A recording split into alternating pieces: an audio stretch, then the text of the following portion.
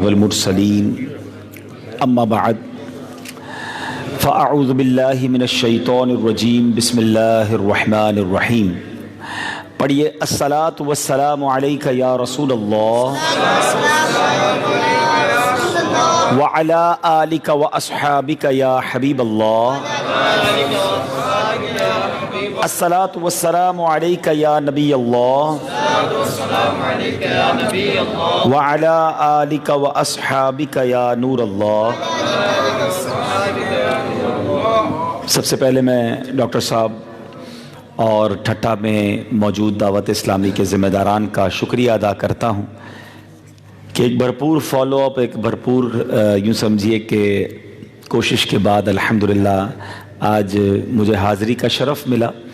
آج الحمدللہ دعوت اسلامی کے پورے پاکستان جامعۃ المدینہ کے دور حدیث کے طلباء ہیں، ان کا تربیتی اجتماع کراچی میں جاری ہے، اور چونکہ میں نے ٹھٹا والوں کو ڈیٹ پہلے دے دی اور وہ بعد میں ڈیسائیڈ ہوا تو مجھے اس کو چھوڑ کر آنا پڑا، اور مجھے اندازہ تھا کہ اگر آج میں نہیں جاؤں گا تو یہ کافی دل ان کا ٹوٹ جائے گا، تو میں آپ کی دل جوئی کی نیت سے اور آپ کی محبتوں کی وجہ سے حاضر ہوا ہوں۔ اللہ پاک میرا آنا اور آپ سب کا جمع ہونا اپنی بارگاہ میں قبول فرمائے۔ درود پاک پڑھنے کے بے شمار فضائل و برکات ہیں۔ مصطفیٰ جان رحمت شمع بزم ہدایت صلی اللہ تعالی علیہ وآلہ وسلم کا فرمان عالی شان ہے کہ تم اپنی مجلسوں کو مجھ پر درود پاک پڑھ کر آراستہ کیا کرو کہ تمہارا مجھ پر درود پاک پڑھنا کل بروز قیامت تمہارے لیے نور ہوگا۔ درود پاک قیامت میں نور کا کام کرے گا۔ ہمیں چاہیے کہ زندگی میں چلتے پھرتے اٹھتے بیٹھتے درود پاک کی کثرت کیا کریں۔ آج فضول باتوں کے لیے لوگوں کے پاس بہت ٹائم ہے، سوشل میڈیا پر گھنٹوں گزار دیتے ہیں۔ وہ ہماری زندگی میں کہتے ہیں کچہری کریں گے، چائے کے ہوٹل پہ بیٹھے ہیں تو بیٹھے ہی ہیں۔ اگر درود پاک پڑھتے رہیں، اللہ کا ذکر کرتے رہیں تو تھوڑی دیر میں بہت ساری نیکیاں ہم کما سکتے ہیں۔ اللہ تعالیٰ مجھے بھی یہ شوق اور ذوق نصیب کرے، آپ کو بھی نصیب فرمائے۔ محبت کے ساتھ بآواز بلند درود پاک پڑھیں۔ صلو علی الحبیب صلی اللہ تعالی علی محمد صلی اللہ علیہ وسلم۔ چونکہ وقت مختصر ہے اور مجھے بتایا گیا کہ یہاں ایک مختصر حاضری ہے تاجران میں، اس کے بعد عوامی طور پہ ایک بڑا اجتماع اور ہے جہاں میں نے بھی جانا اور امید کرتا ہوں آپ بھی آئیں گے انشاءاللہ۔ تو میں یہاں چند منٹ میں اپنی بات، ایک میسج، اور وہ بھی قرآن کا واقعہ آپ کو سنانا چاہتا ہوں۔ قرآن مجید فرقان حمید ہم سب کے لیے راہ نجات اور اللہ کا کلام، اس میں بہت سارے ہمارے لیے پیغامات ہیں، لیکن آج بہت بڑی تعداد مسلمانوں کی وہ ہے کہ قرآن پڑھنا نہیں جانتی، پڑھتی ہے تو سمجھ نہیں آتا کہ اس میں کیا لکھا ہے، قرآن سیکھنے کا شوق بھی نہیں ہے، اور بہت بڑی تعداد وہ ہے جن کی زندگی بہت ساری گزر گئی مگر قرآن سمجھ نہ پائے۔ تو خدا را میٹھے اسلامی بھائیوں، ایک خوبصورت اجتماع میں آئے ہیں۔ مسلمان قرآن سے دور رہ کر کیسے زندہ رہ سکتا ہے؟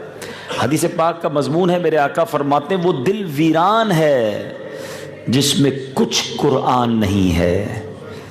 بڑے بڑے تاجر بیٹھے ہیں، بڑے بڑی اپنی جماعت کے، اپنی کمیونٹی کے، اپنے علاقے کے بزرگ بیٹھے ہوں گے، وڈیرے ہوں گے، یا جو بھی آپ کی اصطلاح ہوتی ہے کہ آپ اس پہ فیصلہ کرتے ہیں، آپ کے اندر اپنے خاندان میں ایک نمایاں مقام رکھتے ہیں، محلے میں آپ کا نام ہے، دنیا میں تو نام ہو گیا، دنیا میں تو ہم نے کام کر لیا کچھ، مگر اللہ کی بارگاہ میں یہ ایکسکیوز چل جائے گا، یہ عذر چل جائے گا کہ مولا میں اپنی جماعت کا بڑا تھا، میں کاروبار میں مصروف تھا، میں فلاں کام بہت کرتا تھا، اس لیے قرآن پڑھنے کا ٹائم نہیں ملا۔ بغیر قرآن کے دنیا سے چلے جائیں گے؟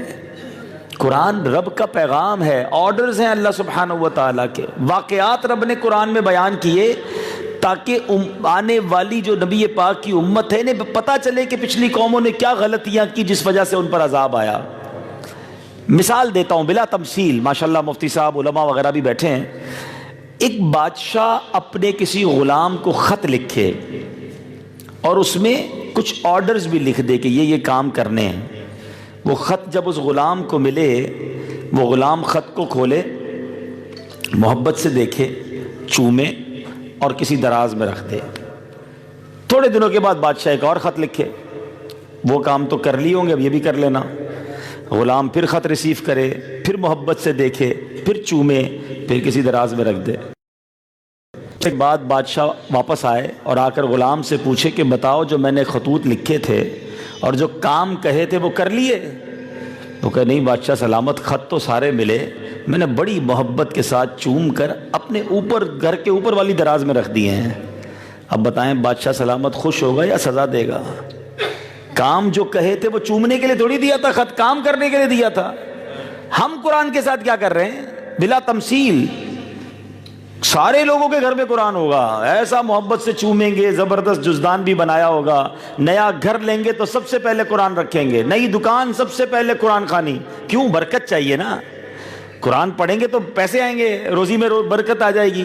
بچی گھر سے رخصت ہو رہی ہے تو قرآن کا کیا کام ہے؟ اس کے سر پہ رکھ کے رخصت کرنا ہے۔ میں نہیں کہتا نہیں کرنا چاہیے، کرنا چاہیے، لیکن کیا قرآن فقط اسی لیے؟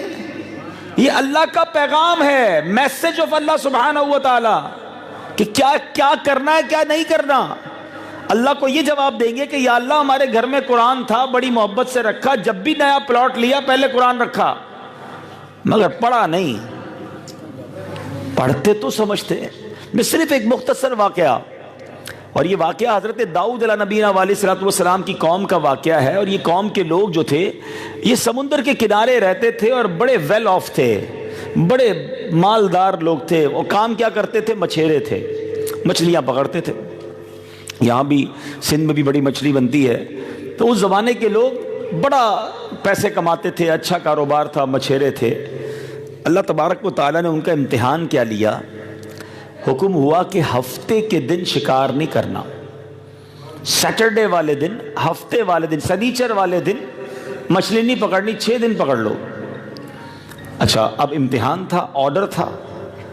شیطان نے ان کے دلوں میں ایسا وسوسہ ڈالا کہ ہفتے والے دن مچھلیاں بھی زیادہ آتی تھی، باقی دنوں کے مقابلے میں ہفتے کو مچھلیاں بھی زیادہ آتی تھی، نظر بھی آ رہی ہوتی تھی۔ حکم تھا ہفتے کو پکڑنا نہیں ہے۔ کچھ لوگ تو فرما بردار تھے کہ اللہ کا حکم ہے ہم نے نہیں کرنا۔ کچھ لوگوں نے کیا کہا، شیطان نے ان کو کیا سجھایا، ایسا کرو کہ ہفتے کو شکار نہ کرو، تم حوض بنا لو بڑے بڑے اور نالیاں بنا لو سمندر سے، ہفتے والے دن نالیوں سے پانی حوض میں بھر لینا، مچھلیاں اس میں آ جائیں گی، اتوار والے دن مچھلیاں حوض سے نکال لینا۔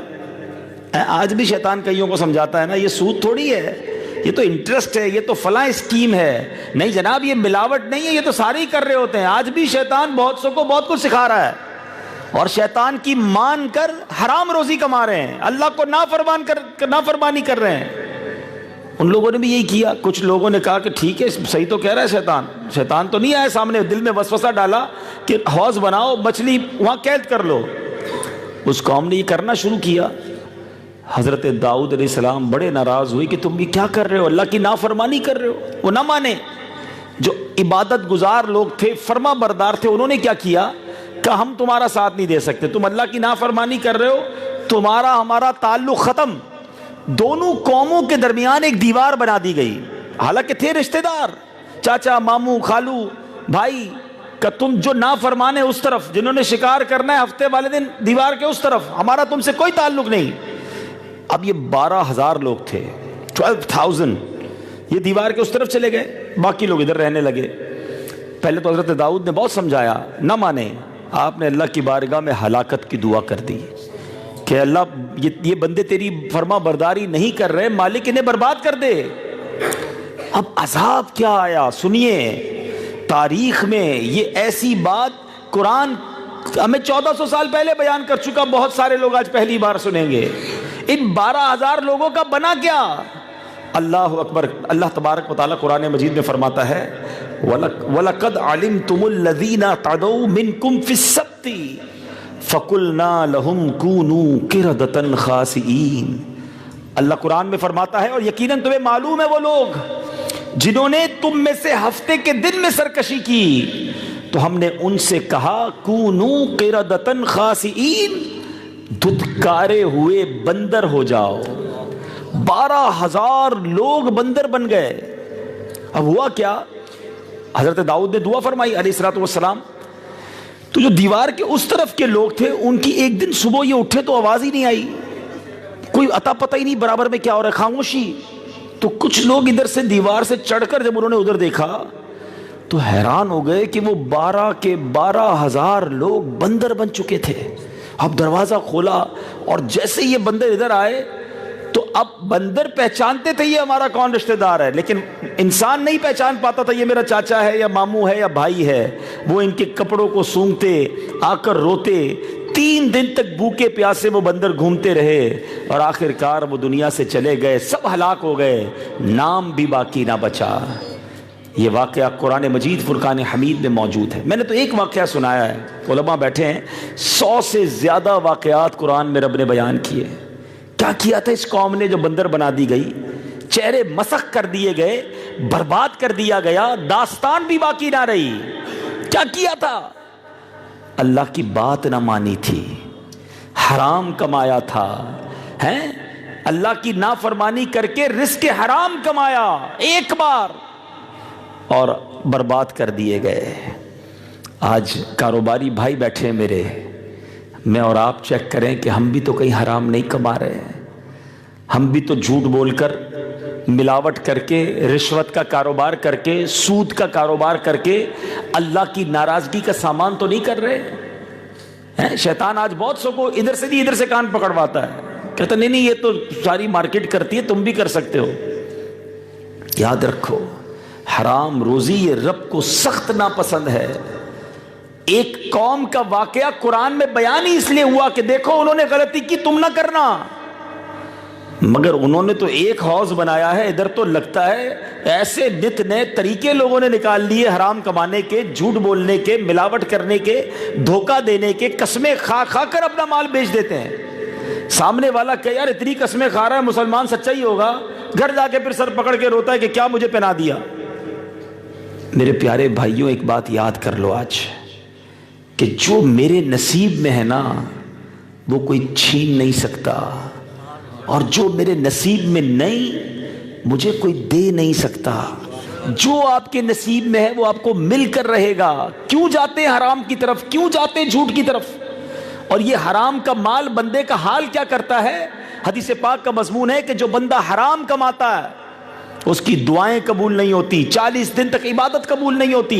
حرام کا لقمہ پیٹ میں ہو تو اللہ اور اس کے فرشتے لعنت کرتے ہیں. ایک بار حضرت موسیٰ علیہ نبینا علیہ الصلوۃ والسلام نے ایک شخص کو دیکھا, رو رو کر اللہ کی بارگاہ میں دعا کر رہا تھا, بڑا گر گڑا رہا تھا, بڑا رو رہا تھا. حضرت موسیٰ نے کہا یا اللہ اس کی دعا سن لے.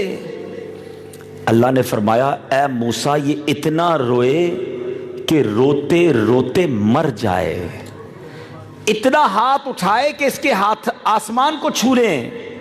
اے موسیٰ میں نے اس کی دعا قبول نہیں کرنی. کہا یا اللہ کیا وجہ ہے, اس کی دعا کیوں قبول نہیں ہوگی؟ فرمایا موسیٰ یہ جو کھاتا ہے وہ حرام ہے, یہ جو پہنتا ہے وہ حرام ہے, اس کے گھر میں حرام ہے. اب ہم کہتے ہیں پتہ نہیں ہماری دعائیں قبول کیوں نہیں ہو رہی, بیماریاں دور نہیں ہو رہی, پریشانیاں دور نہیں ہو رہی. چیک تو کر لو کہ صحیح روزی کما رہے کہ نہیں, کہیں ہم حرام تو نہیں کھا رہے, اپنے بچوں کو حرام تو نہیں کھلا رہے. اصل مسئلہ پتہ کیا ہے, سب سے بڑا پرابلم کیا ہے کہ ہم نے برکت کا معنی بہت اور سمجھ لیا ہے. ہم سمجھتے ہیں جس کے پاس پیسے زیادہ ہیں, گھر بڑا ہے, گاڑیاں کھڑی ہیں, ملازمین بہت سارے ہیں, وہ ترقی کر گیا, وہ کامیاب ہو گیا, وہی برکت والا ہے. اور ہم سمجھتے ہیں جب تک میں ایسا نہیں بنوں گا میں پیچھے رہ جاؤں گا. ہم اس ریس میں مر گئے, مالداروں کو دیکھ کر ہم بھی اس ریس میں لگ گئے. یاد رکھو برکت کوانٹٹی میں نہیں ہے, برکت کوالٹی میں ہے. برکت تعداد میں نہیں ہے, برکت معیار میں ہے. میں آپ کو سمجھاتا ہوں ایک بات. ایک شخص ہے, کروڑوں روپے ہیں اس کے پاس, حرام کے ہیں اور سکون نہیں ہے, بیماریاں لگی ہوئی ہیں, بچے نافرمان ہیں, رات بستر پر سوتا ہے نیند نہیں آتی. بتاؤ وہ برکت والا ہے یا ایک شخص ہے جس کے پاس چند ہزار روپے ہیں, مزدوری کرتا ہے, حلال کماتا ہے, 5 وقت کا نمازی ہے, کوئی بیماری نہیں ہے, بچے فرما بردار ہیں, روز رات سکون کی نیند سوتا ہے. بتاؤ کون برکت والا ہے؟ اگر پیسوں سے آسانیاں ملتی نا، پیسوں سے ہی خوشیاں ملتی. لوگ کہتے ہیں پیسے ہوں گے تو خوشیاں ملیں گی، پیسے ہوں گے تو غم دور ہوں گے. اگر پیسوں سے ہی خوشیاں ملتی تو کوئی مالدار غمگین نہ ہوتا، کوئی مالدار پریشان نہ ہوتا، پیسے خرچ کر کے پریشانی دور کرتا. نہیں جناب، خوشی دینے والا بھی رب ہے، آسانی دینے والا بھی رب ہے، شفا دینے والا بھی رب ہے، اور اللہ تبارک و تعالی عافیت دینے والا. یہ پیسوں سے نہیں ملتی چیزیں. حلال کماؤ، تھوڑا کماؤ مگر حلال کماؤ. اللہ اس تھوڑے میں برکت ڈال دے گا، اس تھوڑے میں سکون ڈال دے گا، اور تمہیں اتنا نوازے گا جتنا خیال بھی نہیں ہوگا. ایک جملہ سنتے ہیں نا بچپن سے، دانے دانے پہ لکھا ہے کھانے والے کا نام. ایک بزرگ سیدی اعلیٰ حضرت امام اہل سنت سے کسی نے سوال کیا، حضور یہ بتائیں کہ کیا یہ واقعی سچ ہے کہ دانے دانے پہ لکھا ہے کھانے والے کا نام؟ بڑا کمال کا جواب دیا. اعلیٰ حضرت کہتے ہیں دانا تو بڑی چیز ہے. چاول کا دانا دیکھیں نا، چاول کا، گندم کا دانا، جب آٹا بناتے تو وہ تو پس جاتا ہے. اچھا، پسنے کے بعد روٹی بنتی ہے، ہو سکتا ہے اسے ایک دانے کے کچھ ذرے ایک روٹی میں چلے جائیں، دوسرے ذرے میں دوسری روٹی پہ چلے جائیں، اور جب ایک روٹی ہوتی ہے اس کے 4 ٹکڑے کریں تو پتہ نہیں اور یہ ذرے کس کس کے پاس چلے گئے. آپ فرماتے دانے پہ نہیں، ذرے ذرے پہ لکھا ہے کھانے والے کا نام. جو نصیب میں وہی ملنا ہے. یقین کرو، جتنی دوڑ لگا لو، ملنا وہی ہے جو نصیب میں. اب ہم پتہ کیا کرتے، جلد بازی کر کر حرام کما لیتے. وہی حلال میں آنا تھا. مثال کے طور پہ ایک بار مولا علی کرم اللہ تعالی وجہ الکریم نماز پڑھنے گئے، اور وہاں گئے اور اپنا لباس ایک شخص کو پکڑایا کہ اس کو پکڑو، میں نماز پڑھ کے آ رہا ہوں. اب نماز پڑھ کے واپس آئے، وہ جنگی لباس تھا. بندہ غائب، آپ کا لباس چوری کر کے لے گیا. آپ کو بڑا افسوس ہوا. تھوڑا آگے گئے تو وہی لباس ایک دکان پہ آپ نے لٹکا ہوا دیکھا. آپ نے فرمایا یہ کدھر سے آیا؟ ابھی ایک بندہ مجھے 2 دینار میں بیچ کر گیا ہے. مولا علی نے کیا کمال کی بات فرمائی. شیر خدا کہتے ہیں کہ جب میں نماز پڑھنے گیا تھا نا، میں نے نیت کی تھی کہ 2 دینار اس کو تحفے میں دوں گا. میرا لباس سنبھالا ہے، میں تحفے میں دوں گا. اس کے لیے اللہ نے 2 دینار حلال رکھے تھے. اس بدبخت نے یہی 2 دینار چوری کر کے حرام کے بنا دیے. دانے دانے پہ لکھا ہے کھانے والے کا نام. ملنا وہی ہے جو آپ کے نصیب میں ہے. اب آپ کی مرضی حلال سے کمانا ہے حرام سے کمانا ہے. انتظار کر لو، اللہ نے حلال میں بھی دینا ہے. میں اس موضوع پہ بہت دیر تک بات کر سکتا ہوں، مگر میرے نگران نے مجھے کہا تھا ذرا مختصر بیان کیجئے گا، ادھر بھی جانا ہے. تو پہلے تو نیت کر لو، اگر یہ بیان اچھا لگ رہا ہے تو اگلے بیان میں بھی آئیں گے نا انشاءاللہ. اب میری بات پوری ہو جائے کہ یہ بات ذہن میں بٹھا لو کہ میں نے حرام نہیں کمانا ہے. بچوں کو حرام کھلا کر، ہم کہتے ہیں بچوں کے لیے کر رہا ہوں. ارے جو گوشت حرام سے بڑھ رہا ہے وہ کدھر جائے گا؟ خود سوچو نا. ہم اپنے بچے کی گروتھ ہی حرام سے کر رہے ہیں. نہ کریں ایسا. میں ایک بار، ہو سکتا ہے یہاں بھی کسی بھائی کے ذہن میں خیال آ رہا ہو کہ یار یہ مولانا صاحب باتیں تو بہت اچھی کر رہے ہیں، مگر اگر میں نے حرام چھوڑ دیا، جھوٹ چھوڑ دیا، رشوت چھوڑ دی، تو پھر میرے کام کا کیا ہوگا، میرے بچوں کا کیا ہوگا، میرے چلتے کاروبار ہی ڈسٹرب ہو جائے گا. شیطان یہ دل میں خیال ڈالتا ہے کہ آہستہ آہستہ کر لوں گا، مگر ابھی کروں گا تو سبھی چلا جائے گا. ایک بار میں یورپ کے ملک اٹلی میں تھا. میں نے اسی طرح کا بیان وہاں کیا. بیان کے بعد ایک نوجوان میرے پاس آیا، آنکھوں میں اس کی آنسو. کہتے ہیں مولانا صاحب آپ کا بیان سنا، بات تو بڑی اچھی کر رہے ہیں آپ، مگر مسئلہ یہ ہے کہ میرا ایک اسٹور ہے، جنرل اسٹور، اس پر ہم شراب بیچتے ہیں. اور جو یورپ گئے ان کو پتہ ہے کہ یورپ میں شراب نہ بیچے تو اسٹور بڑی مشکل سے ہی چلتا ہے. وہ کہتا ہے حضرت شراب نہیں بیچوں گا تو اسٹور کیسے چلے گا؟ آپ کی بات ٹھیک ہے، مجھے پتہ ہے میں حرام کام کر رہا ہوں، لیکن میں اگر شراب نکال دوں اپنے اسٹور سے تو خرچہ ہی پورا نہیں ہوگا، میرے بچوں کا کیا ہوگا؟ ہو سکتا ہے یہی سوال کسی کے ذہن میں آ رہا ہو. میں نے جو جواب اس نوجوان کو دیا آج آپ کو دے رہا ہوں. میں نے اس نوجوان سے کہا ایک بات بتاؤ، تم حرام کما رہے ہو؟ کہتا ہاں حرام کما رہا ہوں، شراب بیچ رہا ہوں.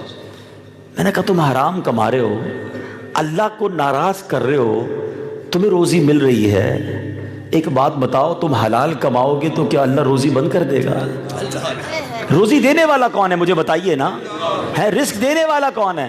تم اللہ کی ناراضی والا کام کر رہے ہو، پھر بھی روزی مل رہی ہے. اب تم فرما برداری کی طرف آؤ گے تو کیا وہ روزی بند کر دے گا؟ یہ کیسے ممکن ہے؟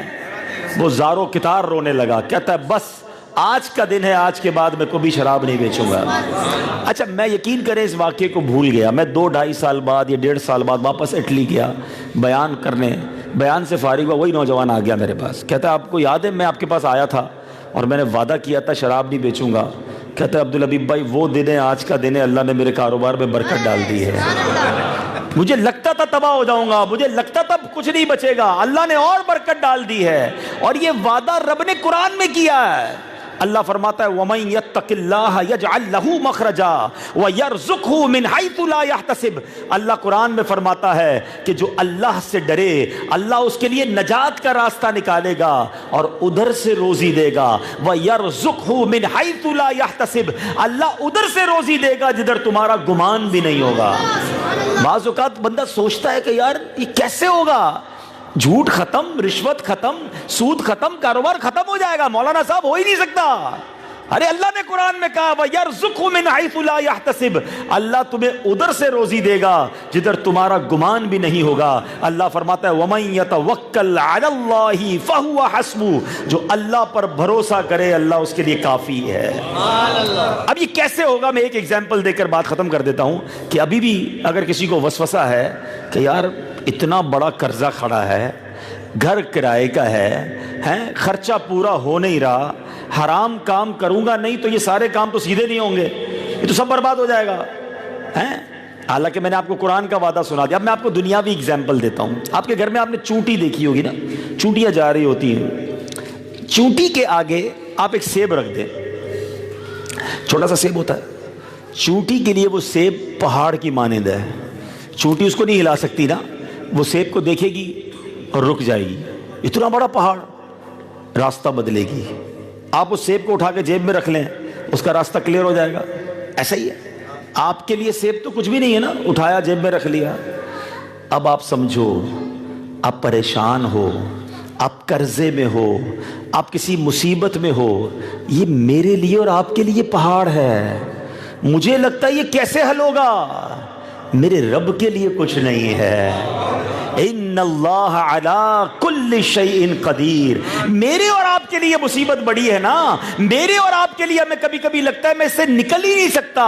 ارے اتنا بڑا قرضہ ہو گیا کیسے نکلوں گا, اتنی بڑی بیماری ہو گئی میں کیسے شفا یاب ہوں گا, میں غلط کام نہیں کروں گا تو نہیں نکل سکوں گا. یہ میری اور آپ کی سوچ ہے کیونکہ مجھے بڑا پہاڑ سامنے نظر آ رہا ہے, مگر میرا رب جب چاہے, ان اللہ علی کل شیء قدیر, وہ جب چاہے ہمارے مسئلوں کو حل کر سکتا ہے, ہمارے دکھوں کو سکھوں میں بدل سکتا ہے, ہمارے تھوڑے پیسوں میں برکت ڈال سکتا ہے. اللہ پر بھروسہ کرنا شروع کر دو. وَمَن يَتَوَكَّلْ عَلَى اللَّهِ فَهُوَ حَسْبُهُ. جو اللہ پر بھروسہ کرے اللہ اس کے لیے کافی ہے.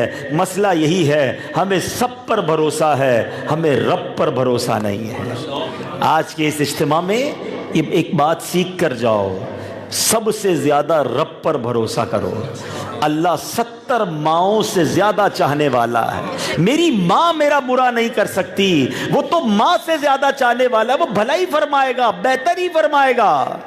بس اللہ سے محبت مل جائے اور ایک یقین مل جائے کہ اے اللہ آج نیت کرتا ہوں آج کے بعد کبھی حرام نہیں کماؤں گا. سارے بھائی نیت کرو انشاءاللہ, ہمت کرو, دیکھو اللہ غیب کے خزانوں سے عطا فرمائے گا. آج کے بعد کبھی زندگی میں حرام نہیں کماؤں گا انشاءاللہ. اپنے بچوں کو اور خود بھی ہمیشہ حلال روزی کماؤں گا اور کھلاؤں گا انشاءاللہ. اللہ اس میں برکت ڈال دے گا, بیماریاں دور ہوں گی, پریشانیاں دور ہوں گی, ٹینشن دور ہوگی, آپ پرسکون ہو جائیں گے کیونکہ ایک ایک لقمہ حلال کا ہوگا. اور یہ قرآن کا پیغام میں نے آپ کو دیا ہے. ایک اور نیت کر لو کہ اب قرآن پڑھیں گے, قرآن سمجھیں گے, اور یہی تو دعوت اسلامی کا پیغام ہے کہ الحمدللہ دعوت اسلامی کے اجتماعات میں, دعوت اسلامی کی درس میں, مدرسۃ المدینہ میں قرآن پڑھایا جاتا ہے, قرآن کی تعلیم دی جاتی ہے. تو میرے میٹھے اسلامی بھائیوں, تاجر تو بن گئے, ہو سکتا ہے امپورٹ ایکسپورٹ بھی سیکھ لیا ہو, بہت ساری بزنس کی باتیں سیکھ لی ہوں, قرآن نہیں سیکھا تو کچھ نہیں سیکھا. دعوت اسلامی والوں سے ٹھٹے میں بھی رابطہ آپ کیجئے, جہاں جہاں مدرسۃ المدینہ بالغان ہیں اس میں حصہ لیں. اور ماشاءاللہ جامع مسجد خضر حیات آپ کے ٹھٹے میں ہی ہے, ٹھیک ہے نا, سبز گنبد والی, اور وہاں ماشاءاللہ ہر جمعرات اجتماع ہوتا. ابھی میرا خیال ہے میں نے 15-20 منٹ بات کی ہے, امید ہے کچھ دل پر لگی ہوگی, کچھ فرق پڑا ہوگا. جب 20 منٹ میں اتنا اثر ہو سکتا ہے, ہر جمعرات آئیں گے تو دل کی دنیا ہی بدل جائے گی انشاءاللہ. تو آئیں گے ہر جمعرات اجتماع میں انشاءاللہ. اب ہر بار تو ڈاکٹر صاحب آپ کو اپنے گھر پہ نہیں بلائیں گے نا دعوت کے نام پر، ہیں؟ مہمان بن کر نہ آیا کرو۔ ہو سکتا ہے کسی کو کہا گیا ہو کہ حضرت اپنے قیمتی وقت میں سے وقت نکال کر اجتماع میں آ جائیں۔ سچی بات بتاؤں، میرا اور آپ کا قیمتی وقت ہے یہی جو اللہ اس کے رسول کے ذکر میں صرف ہو رہا ہے۔ میں نے اور آپ نے قیمتی وقت سے وقت نہیں نکالا ہے، میں نے اور آپ نے یہاں آ کر اپنا وقت قیمتی بنایا ہے۔ یہ ہماری نصیب ہے کہ ہمیں اللہ نے ایسے اجتماع میں بیٹھنے کی سعادت بخشی۔ تو ہر جمعرات جامع مسجد خضر حیات میں بھی شرکت کریں گے انشاءاللہ۔ یہ بعد نماز عشاء ہوتا ہے اجتماع، تو اس میں ضرور شرکت کریں۔ اللہ تعالیٰ عمل کی توفیق عطا فرمائے۔ آخر میں ایک بار پھر ڈاکٹر صاحب اور تمام انتظامیہ، علامہ صاحب، سب کا شکریہ ادا کروں گا کہ آپ نے ہمارا انتظار بھی کیا اور ہمیں موقع دیا۔ بات بڑی مختصر کی ہے اسی لیے کہ ابھی باقی بات انشاءاللہ بڑے اجتماع میں کریں گے۔ اور جو اجتماع ہے اس کی ایڈریس بتائیں گے۔ یہ آج میرا جو موضوع ہے نا بیان کا، وہ موضوع آپ کے لیے، ہم سب کے لیے بڑا اہم ہے کہ ہم سب کا سب سے بڑا دشمن کون ہے۔ آج اس دشمن کے بارے میں بات ہوگی، اور دشمن کے بارے میں پتہ ہی نہیں ہوگا تو مقابلہ کیسے کرو گے؟ ہیں، جب مجھے پتہ ہی نہیں میرے دشمن کے کیا کیا، اس کے پاس اسلحہ کون سا ہے، اس کے پاس چالیں کون سی ہیں، اس کی پلاننگ کیا ہے۔ سب سے بڑا دشمن قرآن کہتا ہے وہ ہے ہمارا، اور ہمیں اس کے بارے میں کچھ بھی نہیں پتا۔ تو آج اس دشمن کے بارے میں جاننا ہے اور پھر انشاءاللہ اس سے بھرپور لڑائی لڑنی ہے انشاءاللہ۔ اللہ تعالیٰ ہم سب کو کامیابی عطا فرمائے۔ صلو علی الحبیب۔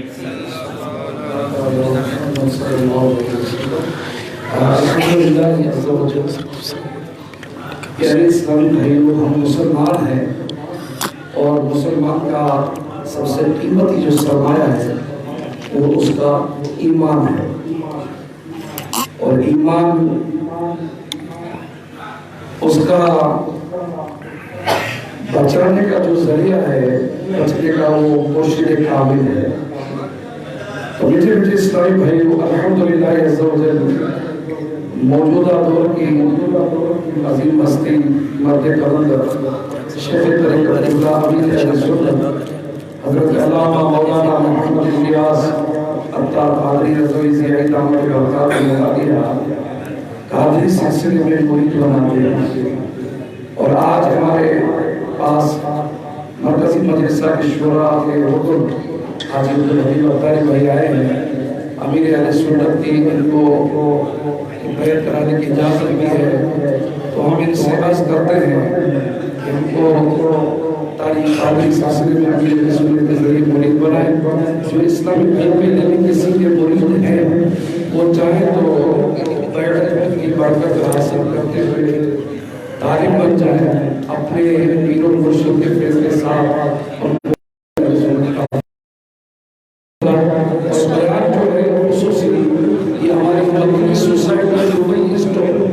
اس چوک میں عظیم الشان کے اجتماعی ایونٹ لگا ہوا ہے، آپ تمام عاشق رسول شرکت۔ میرے وہ اسلامی بھائی جو مرید ہونا چاہیں، جس طرح میں کہتا جاؤں اس طرح دہراتے۔ الصلاۃ والسلام علیک یا رسول اللہ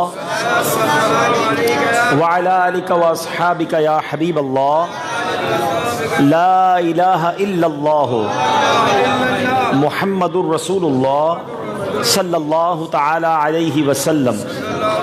توبہ کرتا ہوں میں اپنے تمام پچھلے گناہوں سے، اور وعدہ کرتا ہوں میں کہ آئندہ شریعت پر چلوں گا، بد مذہبوں اور برے لوگوں کی صحبت سے بچتا رہوں گا، نماز روزے کی پابندی کرتا رہوں گا، والدین کی نافرمانی، جھوٹ، غیبت، چغلی، وعدہ خلافی، گالی گلوچ، فلمیں، ڈرامے، گانے باجے، بے پردگی وغیرہ وغیرہ گناہوں سے بچتا رہوں گا۔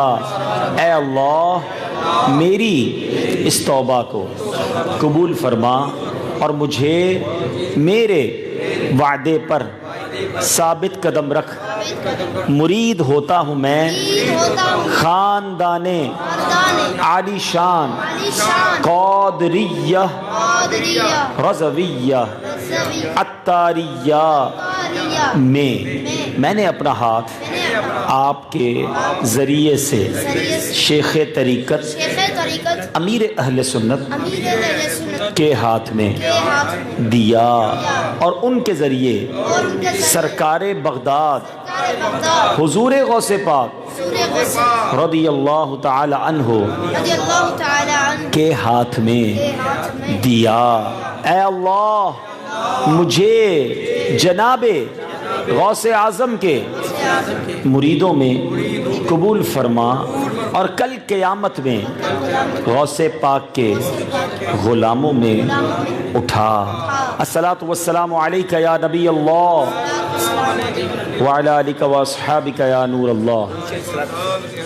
انشاءاللہ صلاۃ والسلام اور اس کے بعد